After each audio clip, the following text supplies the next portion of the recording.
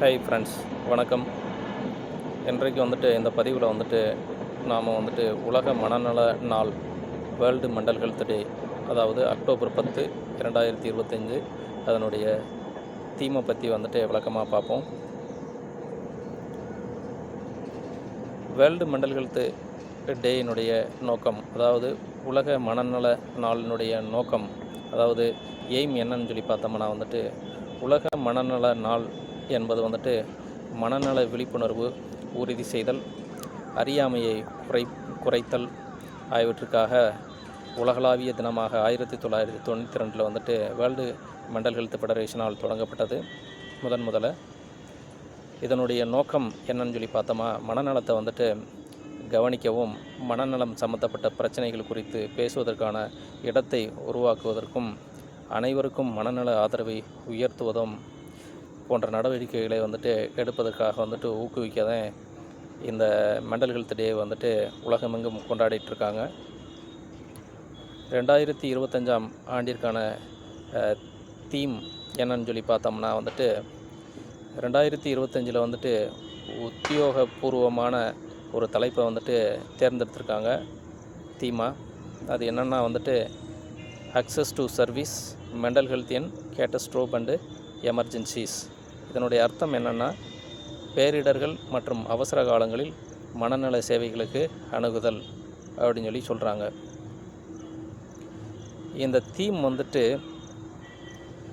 பேரிடர் சூழல், வலையியல், சுகாதார அவசர நிலைகள் போன்றவற்றில் மனநல சேவைகள் எவ்வாறு உரிய வகையில் கிடைக்க வேணும் என்பதையும், அவசர நிலையில் உள்ள பாதிக்கப்பட்ட மக்கள் மனநல அழுத்தங்களுடன் எப்படி போராடுகிறார்கள் என்பதையும் கருத்தில் கொள்கிறது.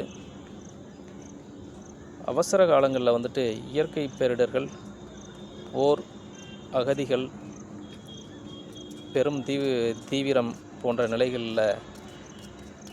தீவிரமான சூழ்நிலைகளில் மன அழுத்தம், தீவிர மனநல பிரச்சனைகள், மன அழுத்தம், சோகம், பயம் போன்ற மன உளைச்சல்கள் மனிதர்களுக்கு அதிகரிக்கிறது.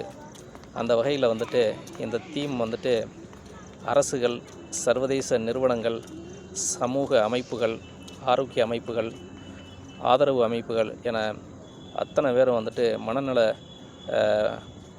மூலப்பூர்வமான சேவையை அவசரகால செயல்பாட்டில் உடனடி மற்றும் தொடர்ச்சியான முறையில் வழங்க வேண்டும் அப்படின்னு சொல்லிட்டு இந்த தீமினுடைய உரை வலியுறுத்துகிறது.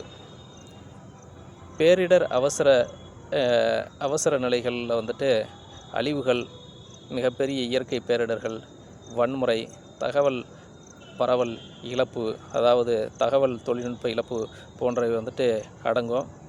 மனநல சேவைகள், மனநல ஆலோசனை, மனவியல் சிகிச்சைகள், சமூக ஆதரவு, மனநல ஆலோசகருக்கான அனுமதி, தொலை மனநல சேவை, அதாவது டெலிமெண்டல் ஹெல்த்து போன்ற சேவைகள் கண்டிப்பாக எல்லோருக்கும் எளிதில் கிடைக்கணும்.